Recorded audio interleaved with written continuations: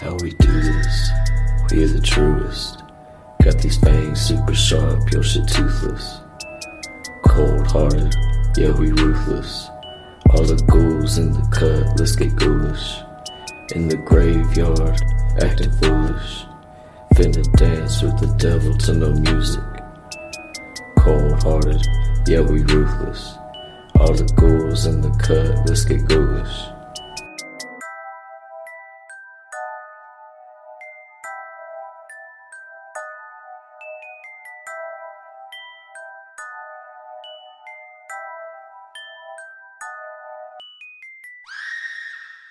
Hello and welcome to a new episode of a podcast most people know as being called Ghoulish.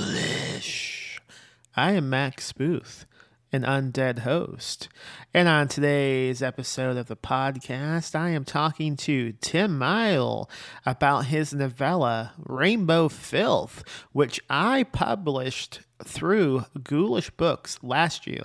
It's out now. It's a nice, trippy little novella about a bunch of kids in college who get obsessed with a psychedelic drug that maybe gives entrance to different universes.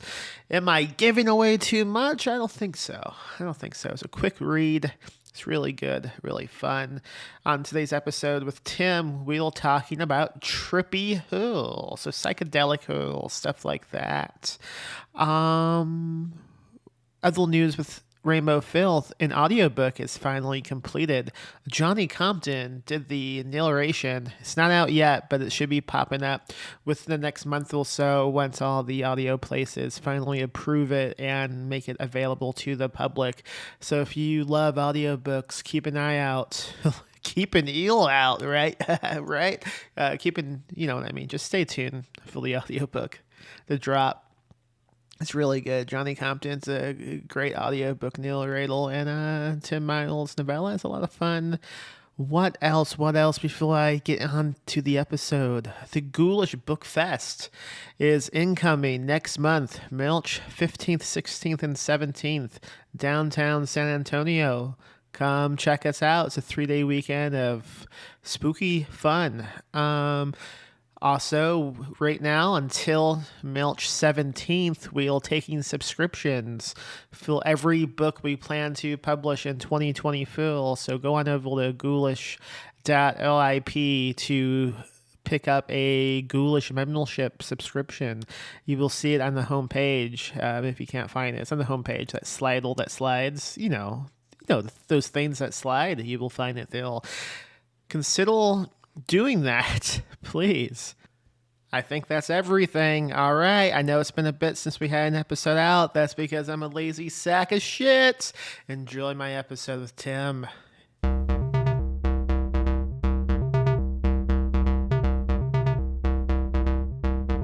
Tim, hello.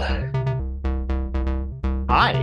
You wrote a How are book you? called Rainbow Filth, and I published it, and it's out now. It is. This is it. I'm holding it up. If you're not watching the video, just two guys holding a book. I don't know why I have sunglasses on, by the way. It was a last second just decision to do. I've never done this on the podcast. Just decided, fuck it, I'm going to do sunglasses and see how that goes. It's Looks pitch good. black outside, so, you know. If anyone happens to look, I'm doing this at the bookshop in the front lobby. And people can see in, definitely. So I just look like a maniac talking with sunglasses on, which is the way to go. Yeah, that's the way to do it. You just blew my mind a second ago before we clicked record. You mentioned we have met, and I have no idea what you were talking about. We have met very briefly. It was kind of a chaotic day for you in particular because it was in Brooklyn, New York. Oh, At the movie premiere for We Need to Do Something. So I was there. I think we said hi to each other like very briefly. But yeah, I was there for that. Which was shit. Cool. Well, hey. Yeah. Good to meet you again. I have sure. I have no memory of this. Now I feel bad. No, don't feel bad at all. Like I said, it was very hectic. Like I think we were waiting for the movie to start, and Mhm. you were doing like press stuff. I think you were like walking like the red carpet and Okay. doing all that stuff. And I was hanging out with my good friend Izzy. Oh, yes. Um, yeah, and so like we it was very brief. So I totally get that you don't remember My yeah, ever meeting me because it was I so brief. I do briefly remember seeing Izzy, but my biggest memory of that night, especially leading up to the movie beginning, is I had a pee so bad I thought I was going to piss my pants, and there's just like no bathrooms in fucking Brooklyn, man. I'm walking around just looking for a bathroom, nothing was available, and I was like doing a red carpet thing and photos, and all I was thinking was how close I was to just peeing my pants. So that's probably why I've blacked out everything else. Which I is a think, good reason. That was also just a crazy like there was so much going on that it was just like it was a crazy experience for me. I can't even imagine like what the experience was like for you having written the book and the screenplay and having that whole thing go down. So it was pretty cool though. I loved every second of it. And you know, the movie was great and the atmosphere was so cool, like how they did it outside. Like I've never I shouldn't say never been to an outdoor like movie situation just like that. But I did see Kevin Smith because I live like right near where Kevin Smith like grew up, and he did like an outdoor like huge thing that was kind of similar. But this was cool. It was like right in that little park in Brooklyn, and it was like the perfect day. I think it was supposed to rain that day, and like everyone was kind of like freaking out, and yeah, it ended up being just like kind of the perfect day. So yeah, it was a cool experience. I felt bad for the people who had movies playing the day before us because it did rain and they just didn't get to play the movie. Like they didn't even Oh, reschedule. It's just, oh, I guess we don't do really? it. Yeah. I mean, I know they did it That's awful. online simultaneously. I can't remember exactly which movies just didn't get to play like at the actual fest, but it could have happened to any of us, and it just sucked. Yeah. And I think the only reason why it was outside was because it was still kind of like in COVID times, Mhm. right? And like they weren't really having indoor movie Yeah, screenings. So this was in 2021, probably June or July, if I had to guess. yeah. So yeah, I mean, no one was really doing much of anything. I was surprised that they were doing what they did. I mean, I was glad. It was a fun time. I got to visit a city I've never been to, and I had a blast just walking around everything and exploring, and the whole experience of doing the movie premiere while almost peeing was pretty great. I think I found this. I think I found like a toilet minutes before the movie began. It was a close call, but yeah, it didn't rain that night, but it was close. I mean, the trees were blowing Yeah. back and forth, and that added a really cool vibe since the movie is about bad weather. Yeah. Yeah, it was Um, cool, man. It was a great experience. But enough about my dumb movie. Let's talk about Rainbow Filth. A, Yeah. a book that I'm having a lot of fun watching people read the back cover of at events. So, for anyone, this is going to be like a visual thing. So we do these pop up events, and people pick up the back cover, and I'll show you the people watching. It's a spiral, the text. So they pick it up and they just do this, just trying to read it. And it's always really funny to see that in person. Yeah, I've had the same experience at some of the events and book festivals that I've been to recently. And actually maybe like an hour ago, I just saw a video YouTube book reviewer just did a video on Rainbow Felt, and they were like reading the back cover on it, and you just see it like flipping in their hands. It was pretty funny. Oh, nice. Do you know who it was? Unless it was a bad review, don't plug them. Was it good? No, it was a good review. Yeah. Yeah. I think her name is Violet Prin, I think is her handle. Okay. Um, I'll send you the link for it. Sweet. It was good. It's short. It's like 7 minutes long, but um, yeah. Yeah. Well, the book is not that long. It's a novella. You can read it No, you can read it in 7 minutes. No, probably not. absolutely. Maybe. If badly. determined, I think it probably could. So what is the pitch for Rainbow Filth if you had to sell it to somebody? What are you telling them? So like the elevator pitch that we've been going with is it's about a small cult that believes this drug found in a river in the jungle in somewhere near like the Amazon, I think, that can physically transport them to another world. So the longer pitch is it's about a college student who ends up getting arrested um, because the police suspect that he killed all of his friends that are in this group and the professor that's kind of leading this whole thing. And like half the book is him being interrogated by the police, and the other half is his account on what actually happened when they took the drug. So Yeah. Now, sometimes people they have like an origin story, like the moment that spilled the idea to write the book. Do you have one of those with Rainbow Filth? I don't think there's like a specific moment that I was like, kind of like an epiphany type situation, but I've always been a fan of like, you know, trippy movies like Fear and Loathing in Las Vegas, which I'm sure we'll talk about later when we talk about books and stuff that kind of that we like that are trippy. So like I've always kind of liked that stuff, and I just had the idea of doing a whole novel or novella in kind of like that interrogation style.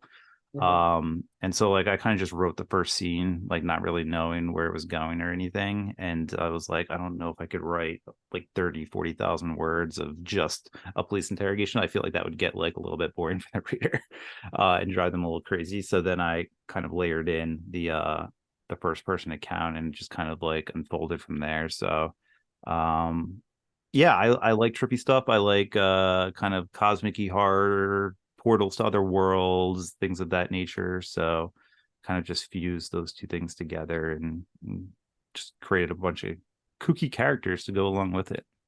How would you define trippy horror? Is it just fiction that makes you think that you might be on like a psychedelic drug, or do you have like a deeper Yeah. definition?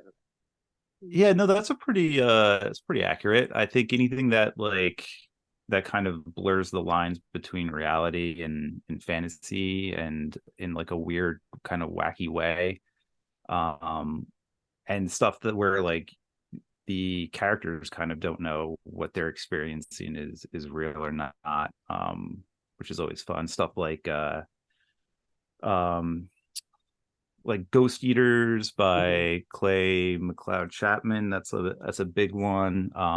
John Dies at the End is another example. Even stuff like The Cipher by Kathy Koja, Koja, I think I read. Koja, yeah. Kosha, yeah. Which is like one of my favorite novels ever written, Me too, and me that too. one is like just mind bending. And it's not really. I mean, I think there is, from what I remember, that I think there is like drug use in it, but it's more of just like that kind of the character kind of losing a sense of reality and being just like super messed up, and a bunch of like weird trippy stuff happens. So I, like things like that. what I love with that book specifically is just how you'll immediately thrown into such a insane concept, but the main cast they've already gone past the point of is this real or am I imagining this? They've already accepted it into their lives, so we get to skip that part and we just get thrown into they'll just experimenting with it. And I just love that so much. Yeah, I love it too. I remember like that book just making me feel like kind of dirty afterwards. Like there's so many like dirty, grimy things that kind of happen in it that's just like, Yeah, oh, I need a shower after I've read this. But that it's book great. It's just that phenomenal.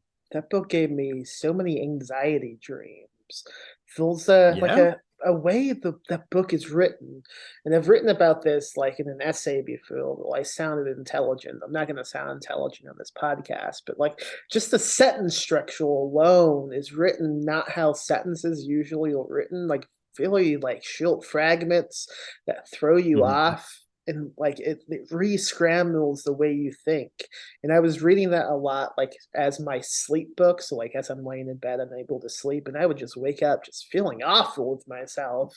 That book really got to me in a great way. That's awesome. Yeah, I love books that you have that kind of experience with, that you kind of connect like consciously and subconsciously. Yeah, you mentioned John dies at the end, and that happens to be one of my Mm, other favorite books. In fact, before we began, I just started reading the latest one in the series, which I haven't read yet. nice. Have you read them all? I've read I think three of them. Yeah, so Was the this second one the is one with the spiders? hmm Was that the second one? yeah, Okay, so yeah, I read that one, and I think I read the one after that too, but yeah. they all kind of like run together. I think book three is called "What the hell did I just read?" Yes, And the one yes. I'm looking at now, I realize now that many people will not be watching this. It's called "If This Book Exists, You're in the Wrong Universe." And it came out last year, but I didn't get to read it. So just like knowing we were talking about this, I thought now's the time. I'm going to begin reading it. And obviously, it's great. But I want to know what experience, like what was your John dies at the end experience? Because whenever I talk about the initial book with somebody, they always have like a whole fucking story about how they found it. I don't remember how I read it, like kind of when it was first published. It was definitely when it had his first like pseudonym on it. Mhm. Um and I think I listened to the audiobook on that one. I'm a big like audiobook and like reader. I kind of go back and forth. So I remember reading or listening to the audiobook, and I don't know, I remember like driving around a lot reading that one. I don't know if I was just like wherever I was working at the time was just like far away. But I just remember like listening to that whole thing basically while driving and just having a blast with it. And I just remember it being like really funny and trippy, and just like he's so good at dialogue, Yeah. and like just the dialogue is just, it's so natural and so funny, and it just like brings those characters to life. So and I really love the movie that they made too, that Coscarelli made. I think it's very underrated. It's a pretty good movie. I would agree. I when I was a teen, I used to go on the cracked.com website a lot. And Jason Pilgin was like the editor in chief of the website for like a decade. And he also ran these internet films called Pointless Waste of Time. And John dies at the end originally was just like the serialized thing he would post every Halloween. So he would do like a chapter every Halloween, and he grew this readership from that, and eventually a small press called Muted Press, which I think is no longer around, but I remember them, yeah. they did a POD printing of it, and that's how Don Coscarelli found the book from like the Amazon algorithms. Like you might like this book, and so once he got the film rights, that's when St. Milton's Press, they took on the book and re-released it. But I was reading it before it was even through Full Muted Press. So I've been like a die-hard fan of this book since it was first coming out, and it's been nuts just seeing like the crazy success he has had with everything in publishing.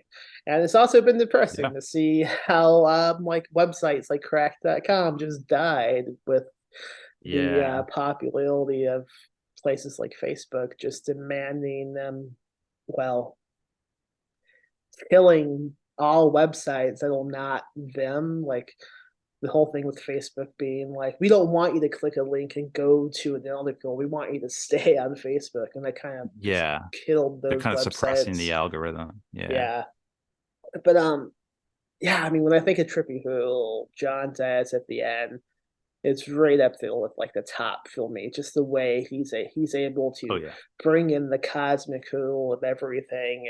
Fun fact though about that author, he's never done a drug or has even touched alcohol in his life. So Really? yeah, that brings the question to you: who is a man who has written Rainbow Filth, a book about a psychedelic drug. What is your experience with psychedelics? You would think it's something that I'd be very into, but I'm kind of in the same boat as him, but not really because I'm obviously having a tasty beer beverage in my Jaws glass. So I do drink beer, but like psychedelics and like hard drugs, like I've never kind of like gotten into in my life. Um, I've always wanted to try like mushrooms, like because I feel like that would be like a cool experience, but it's just hasn't hasn't happened yet. I Part of it is like I'm just kind of like afraid that I would have like the worst trip if I did do it, because obviously you've read Rainbow Filth. I don't know if you've read any of my other stuff, but like I it's well, there's a lot of crazy shit in my stuff, and I feel like if I did take these drugs, um, I would just my mind would explode from all the shit that I would see. So it's part fear that would happen. Um so yeah, I haven't done anything too crazy. But Same. I love to like read about it Mhm. and watch stuff about it. It's fascinating. I got like on like a psychedelic like documentary kick like a while back. I just started watching like all these documentaries and shows about like, you know, just all these different types of crazy drugs, and like they're filming people that are on them and like their experiences, and it's just kind of like fascinating to see like that kind of that culture, which probably contributed to a lot of the stuff that's in Rainbow Filth, watching all that stuff. But um yeah, I don't know. I think I'm just I don't think my body is built for psychedelic drugs. I am the exact I same take an boat. edible. Okay. I've taken edible times, and like I just like a half an edible and I'm like like sinking into the couch, and like everything is just melting inside me. So like I can't even imagine what I'd be like on Yeah. an actual psychedelic drug. I've done an edible once, and it was a weekend I was alone, and I thought I was going to die. I ended up getting Greek food delivered to me, and I think what is it called? Naan, the like the bread stuff they give you. It's Yeah, Naan, I think Naan. so. Okay, so I didn't know what that was, and it came in this big giant brown bag, and it was like if I had spread it out, it was the size of a table. And I just spent the rest of the night just Googling what to do with Nan because it was just so much. And it just blew my mind. Like, why would they give someone so much? I'm not even affected by the edible now. I'm still like, what the fuck? That was so much fucking bread. And also, I had seen Nope the day before that, and I drove over to my mailbox the day after taking the edible, but it was still really active. And I was just looking at the clouds, and I realized like a half hour had passed with me just pilt in front of my mailbox looking at the clouds. So I don't think like I should be doing any type of mind No. chemical Yeah. enhancing drugs. They just I don't know. But psychedelics, like you said, I would not be opposed to trying them, but I'm really afraid of like freaking out and injuring somebody somehow. I don't know. I wouldn't want to Yeah. be in that. I don't like being removed. I don't like my own like ability to make a decision just being gone. Yeah. Super impaired. Yeah. Terrifying. That's why like even when I drink, like I don't like I'll have like a beer too. I don't like get blackout drunk, like because I don't like that feeling either, like not being in control of my own actions. So there's that, but I would try maybe like I said, like maybe like mushrooms or something in like a controlled environment with like experienced people so they can control me for me. I feel like that would maybe be the only situation that I would participate in, but otherwise like I'm fine with just watching other people do it. That's fun. Yeah, Good fun for me. I almost regret that you and I didn't plan this battle. We could have each taken a mushroom for the podcast. Oh man, that would have been crazy. I would that be It would probably illegal be one of here? those situations though. We would I don't think so. I think it's like legal in some places now. No. I think not here yet. Soon though, probably. Um, but yeah, I don't know. I feel like that would be a situation where like anything that was recorded, if we even remember to record, would not be usable. It would be terrible. But again, um, fun for everybody else, not for us. what about stuff like MK Ultra? I mean, that's pretty psychedelic. You able to do some deep dives into the crazy shit they were doing. No, what is this? MK Ultra, the government LSD Mm-mm. experiments of the No, 1970s. I haven't. I They, haven't deep dived into that. oh yeah, the government basically invented LSD and then did a bunch of heinous experiments on American citizens to test it out because they wanted to do they wanted to weaponize it. I How definitely lovely don't. of them. I recommend looking it up and doing a deep dive. I am not a professional MK Ultra head. I wouldn't be able to do a good explanation. I am surprised you don't know about it though. Yeah, I'm kind of surprised too. When you said MK Ultra, I thought you were talking about like Mortal Kombat game or something. That's like where my mind went to. Yeah, I don't definitely know why. definitely look it up. You might do a sequel to Rainbow Filth. I don't know. I mean, it's so Yeah. vast. Do you know the podcast Behind the Bastards? No, I'm It's not a like familiar a with that one. comedic history podcast. But this really ties into what we were saying. They did like a 5 episode series on just MK Ultra specifically, Hmm. and the special guest for every episode of that specific series was Jason Pilgrim, the author of John Dies at the End. Oh So wow. yeah, it's really fascinating. It's the best like deep dive I've listened to about it. Um, yeah, I I You'll have to check that out. recommend that highly. With Rainbow Filth, you dedicate this to all of the Goosebumps kids out there. I suppose Yeah, you're a Goosebumps kid. For those who are not indeed. watching, Tim has a Goosebumps milch on. He I also do. has a Yes, sure. throat tattoo that says Goosebumps for life. That's Yeah, crazy. yeah. It's right on my throat, so everybody can see it at all times. He also has a green slime, like teardrop tattoo. Does that mean you've killed somebody? With the Goosebumps books, I murdered somebody once. Yes. Yeah. Did you grow So up reading Goosebumps? I did. Yeah. I mean, I grew up in the early '90s when I was born in '85, so I was like the perfect age when they first hit the market. Was it 93, 93, 94? About that, I I think it would was around say. there. Yeah. So yeah, I was a fan. The first one I ever read was the Werewolf of Fever Swamp, I believe is the title. I'm not The positive. werewolf one. Yeah, and Yeah. there's a few of them, right? Don't they have one like with skin or something like that? It has skin in the title. I don't know. Um, don't recall a skin one. Mm, There that's could be okay. though. That's There's a okay. lot of Goosebumps books. There's There's like like what 66 of the about OG line, and then they just still yeah. do other ones. I I'm looking have at them right now. my selection is slightly out of eyesight because I am at the bookshop and we have like a whole Goosebumps rack of the original lineup. I just buy them on eBay like in case loads and sell them for $5 each. People love them. Oh yeah. But like those two of them, they're like really difficult to find. And I was led to believe like, oh, if you find them, you are gonna be rich. And then I looked up like Which ones are they? I think it's like 65 and 66, like the last two. Okay. But then I looked at like what other people were selling them for. It was like $50. It's like, okay. Yeah.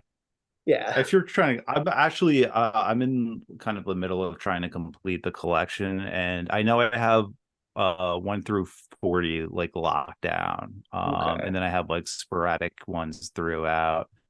Uh yeah, I don't have any in the 60s though. I haven't gotten like the newer ones, so I'm kind of like working my way up. So when I get there, I might splurge just to, you know, Yeah. complete the collection.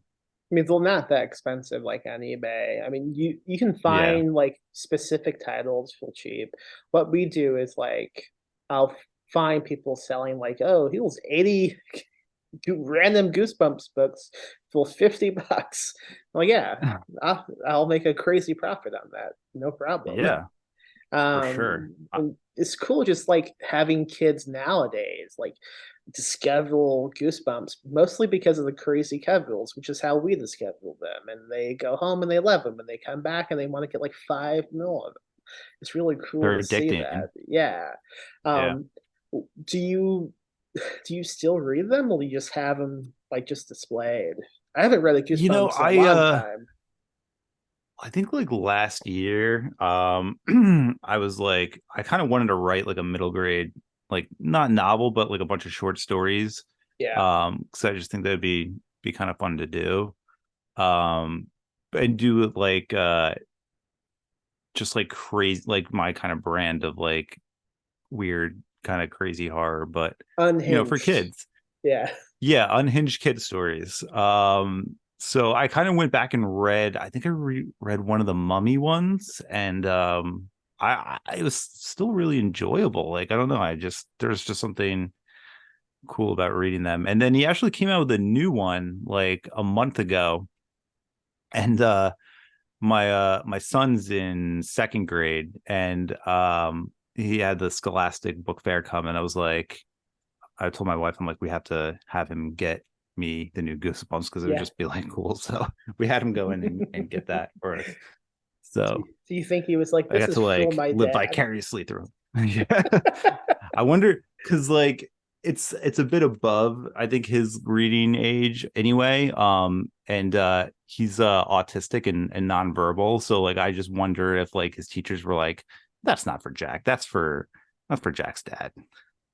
Nothing wrong with that. Goosebumps is Yeah, Goosebumps. Yeah. Um, absolutely. I think they just did like a new TV show, right? Have you checked that out? It's on Disney Yeah, Plus. actually I did. I think it was on Hulu Oh, or Disney Plus, one of those. mhm. Maybe Hulu. I don't know. One of those. And yeah, it was I think I'm like 6 episodes in, because they dropped like 5 episodes off like to start Mhm. it off, and then they started releasing them like once a week, and I haven't caught up, but first 5 episodes are pretty enjoyable. Okay.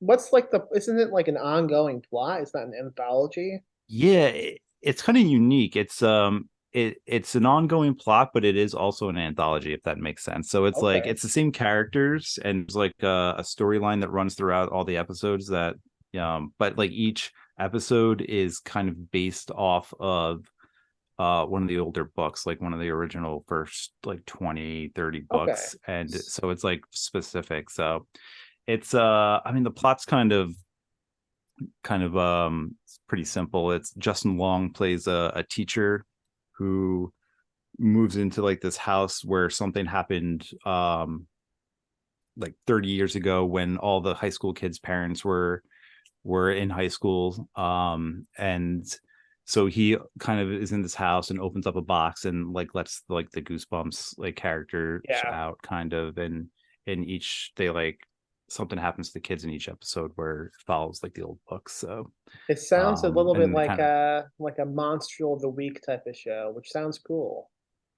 yeah, it's enjoyable.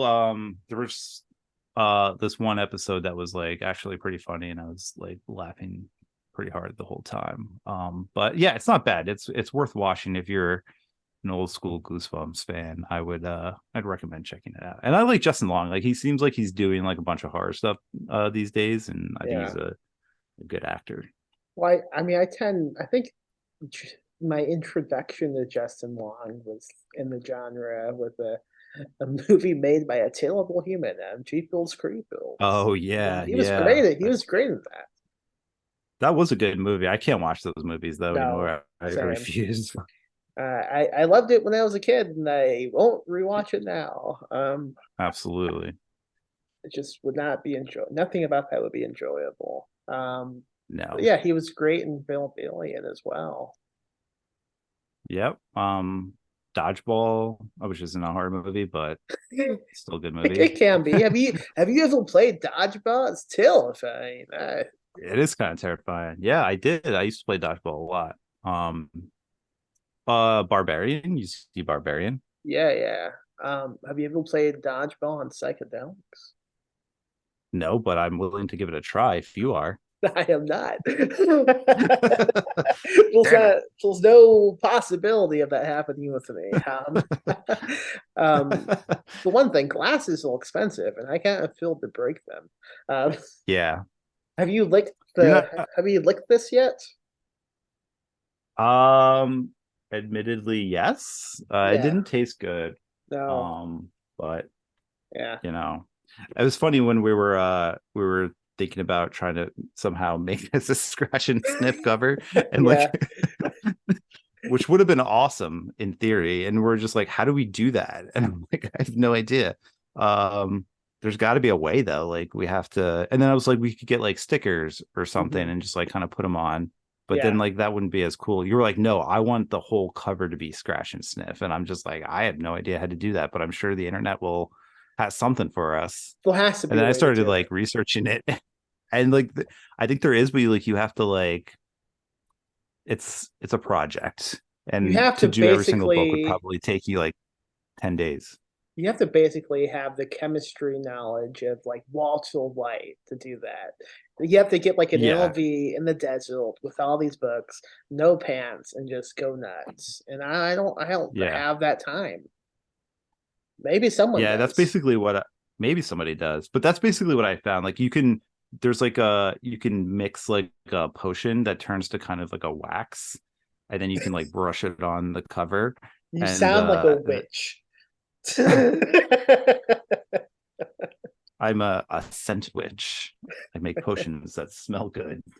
What like rainbows. What does a rainbow smell like? Okay, we're at the end of the episode, so let's end it with this. Yeah. What do you think a rainbow would smell like? Do you ever see like those candies that are like they're long and you lick them? No. But they're like a rainbow. It's like a rainbow. It looks like, I don't know what they're called. This is really bad. It's like a rainbow. It's long. It looks like a lollipop, but it's like a long lollipop, like this big, and you lick it. And I don't know what it actually tastes like because I've never had one, but I'm sure the cover tastes like that. Okay. How can people find you online? I am pretty much on all social media platforms, Instagram, X, Twitter, whatever the hell it's called now. Occasionally on TikTok. My website is timmeyerwrites.com. And I'm just like everywhere. You can just kind of Google me and I'm sure I'll pop up. Just look behind you. Tim is waiting with a long candy. Lollipop, rainbow lollipop. It tastes like a rainbow. We gotta figure out. We have to, so it doesn't get weird when people listen to this. We have to like figure out what it is and then like insert that knowledge. Like we have to do some magical editing, otherwise it's just gonna sound weird. No, okay, we'll just leave it. No. This way we get all these people outraged, leaving comments, right? It's this, you're talking about this. But then we keep deleting the comments, so people keep coming back and engaging with us. Yes. Yeah, okay. Yes. Win the algorithm. Rainbow Filth is out now. Go buy it, folks. All right. Cool. How do I stop this?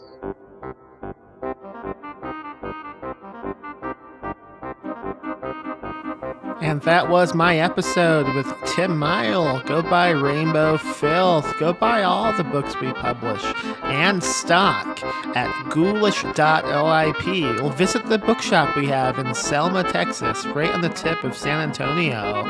Check us out, Ghoulish Books. We exist to serve your spooky needs. Ooh, ah, ooh, ooh.